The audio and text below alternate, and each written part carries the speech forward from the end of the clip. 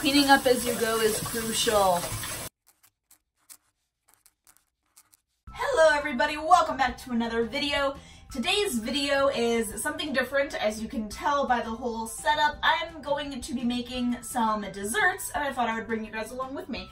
And it is a very rainy, sleety, potentially snowy day outside. Like, it looks like it could start snowing at any given moment. So I thought, what better way to spend a day like that than indoors with the oven on? So that's what we're gonna do. So because it is Girl Scout season, there are Girl Scouts and Girl Scout cookies everywhere, and I decided to take the most iconic Girl Scout cookie, the Thin Mint, and find a few recipes to make that would incorporate that. Dan and I are a little weird in that we actually have Thin Mint cookies that are like leftovers. I'm going to take those and incorporate them into some fun little desserts that you guys might want to try at home, you might think is kind of fun, and all of them are super simple. Like, I'm not doing anything like intense by any stretch because I don't have that kind of energy. I'm going to bring you along with the journey, get everything together. I have my iPad here so I can be looking at the recipes that I need, and let's get started. Alright, the first recipe that we're going to be doing is it is called a Thin Mint chocolate poke cake. And the first part of it is super simple, and essentially just to buy a box of Devil's Food cake mix and make it.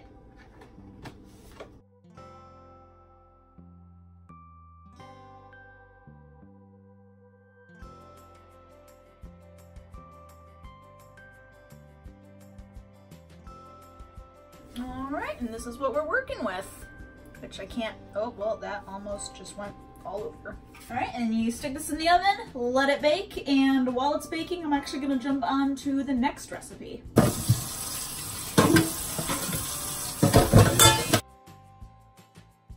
This next recipe is insanely simple, and it's actually something that I've done a lot, and it's basically just making a Thin Mint shake. And all you have to do is add about 2 cups, so like 4-ish scoops of ice cream, about a cup of milk, and crushed cookies into a blender, and blend it up, and you're done. What does insanely simple mean? Insanely simple? It's like it blows your mind how simple it is. That's what that is, huh? Sure. Using these muscles. Yeah, about that much. That's good. Pour in the milk. I like to just pre-crush them a little bit, and milkshake. Do you ever do the chocolate syrup like around the glass to make it like that cool design look? I've not. Do you want me to? Oh. We're getting real fancy. You want to do it up close to the camera? There we go. Oh, I see what you're doing. And yeah. And you pour that in? Mm-hmm. Ooh. Un momento, por favor. Oh, okay. Oh, okay. Yeah. It's so cute.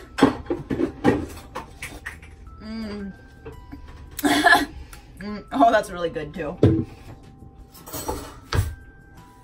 That's Thin Minty. That's really good though. It almost looks like it's Butterfinger. Yeah. Like the color of it. Mm-hmm. It looks like it's supposed to be like Butterfinger. But it's not. It's Thin Mint. Scandalous. This next recipe is a Puppy Chow, Muddy Buddy, whatever you want to call it recipe. This is probably the most involved recipe of all of them as far as different steps and having to keep things separate until the very end. So I am kind of experimenting with this. I don't know if it's going to go very well, but we're going to find out. 1.5 cups of powdered sugar each. Okay. 1.5 cups in that one. And then the recipe called for 1.5 cups of mint chips, which I'm assuming are green little mint chips. And I don't have those, couldn't find them. What I do have are white candy melts, green food coloring, and peppermint extract. So that's what I'm gonna do, and hopefully it ends up working out the same. gonna extract a very little bit, goes a very long way. I'm having a hard time telling if this is a mint green or a baby throw-up green. Actually can't fully tell. But you know what? We're gonna go with it. That's what I'm working with. I'm gonna pop that in half of the cereal. Well, that was a nice big chunk of white I just saw that did not get color in it. That's okay. Gotta mix that. Oh, that doesn't want to mix like normal chocolate likes mixing. That's okay, I'm gonna make it work.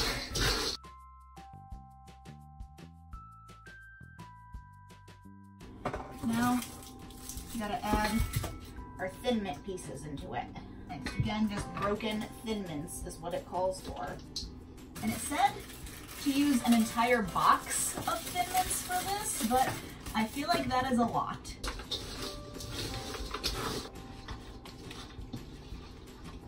All right, shake, shake, shake. Let's go.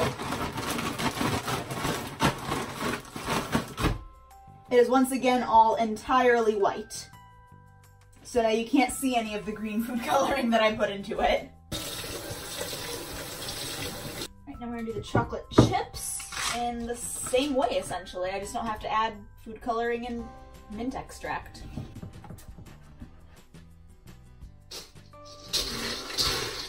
Come on, you can mix! You can do it! Share the chocolate. Is this not minty? No, that's just chocolate. Just chocolate, okay, gotcha. Okay, I have the 2 bags, the chocolate mixture and the candy melt mixture, so technically chocolate and vanilla, and all I have to do is just mix them together. And mix them up good. Ooh, those smell minty though. And you can definitely tell which ones are the chocolate ones, that's for sure. Then just gonna mix them all together. Okay, you can kind of see the difference. And by kind of, I mean you can definitely see the difference. There, you can definitely see, like, these right here are the chocolate ones, and these are definitely the mint ones. So that's good, so you can at least visually see the difference. That's kind of cool looking. I like this. I like this a lot. That's really good. And what I really like about this is it's a Puppy Chow / Muddy Buddies, whatever you want to call it. It's a recipe that doesn't have peanut butter in it, which all of the other Puppy Chow recipes I've ever made have peanut butter in them. And I know I have a few friends who have peanut allergies and can't have any peanut butter. So I can bring these in and they both can enjoy this because there is no peanuts or peanut butter or anything in them, which I think is really, really cool. And it's minty and chocolatey and delicious. So I definitely give this one like 2 sugary thumbs up. It is pouring. So it is. Goodness. The cake is baked and totally cooled, and the next step, because this is a poke cake, is naturally to poke holes into it. So I have a wooden spoon here with just a little like small circular end to it, and I'm just gonna start poking holes into this. Just gonna take this and all the way to the bottom,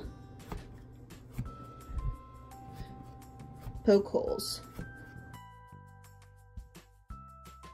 And then you take a packet of instant pudding and pie filling, chocolate flavor. Pour that into a bowl. You're gonna mix in 2 cups of cold milk. Whisk this up, and that gets poured immediately over the whole cake. I'm gonna spread that all over, make sure it's in all of those holes. And then you have to, it says, cover it with saran wrap and let it chill so it can fully set for about an hour. Kidding. I'm gonna just take that off real quick. I forgot the step where you put 4 Thin Mint cookies on top. This is a Thin Mint recipe after all. Now you cover it with saran wrap and put it in the fridge and let it chill for an hour. This next recipe is super simple, so simple in fact I decided to bring you much closer so you can see it and see how simple it is. And it is a thin mint parfait, I guess is what it would be called. All it is layers of thin mint cookies, fudge, and whipped topping. And you just layer it up until the top, and that's it.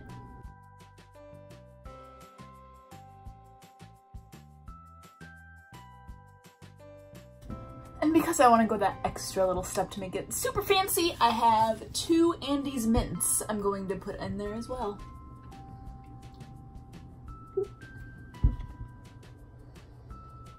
Ta-da! Look at that. That's the parfait, huh? Mm-hmm.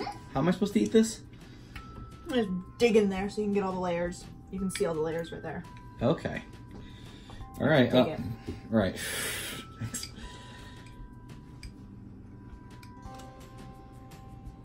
That? Basically, I think. I don't know.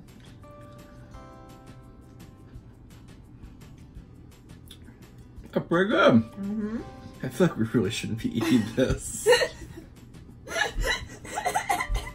It's not healthy at all. If we don't eat it, though, it's gonna go to waste. Well, you know how to argue with me.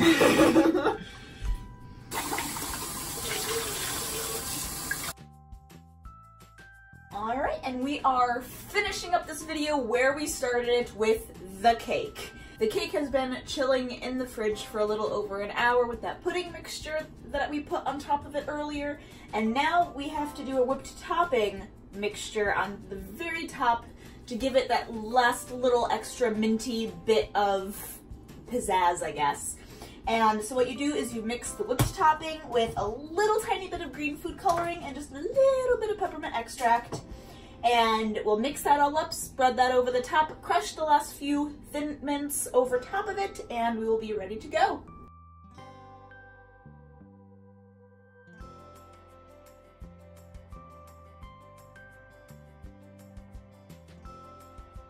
Alright, and that is the finished product. It actually kind of reminds me slightly of when you make those like dirt cakes that you would put gummy worms in to make it look like worms and dirt. It's just because of the crushed cookies on top, but that is all of the desserts. Now, I am not going to cut into this and eat it and test it right now to see how it is because I have eaten enough sweets in the past 6 hours to last me for the next 6 months. So what I'm going to do is I'm going to just wrap this up, put it back in the fridge, and take it to work with me tomorrow and let my coworkers enjoy it, and I'll probably have a slice of it then. And editing Julie will let you know how it was right now. By the looks of it, I would say that was pretty good cake. I had this slice and Dan had 1 slice. The rest of that, my coworkers devoured. Alright, but thank you so much for joining me for this video. I hope you enjoyed it. Let me know in the comments below which one of these you want to try. Let me know what your favorite Girl Scout cookies are. I'm also curious about that. My personal favorites are the Savannah Smiles, those like lemon cookies, and I found out this is the last year for them because apparently they're not popular enough or something. I don't know, but those are my favorites. So make sure to give this video a thumbs up and don't forget to subscribe so you don't miss any other fun videos, and I will see you guys next time.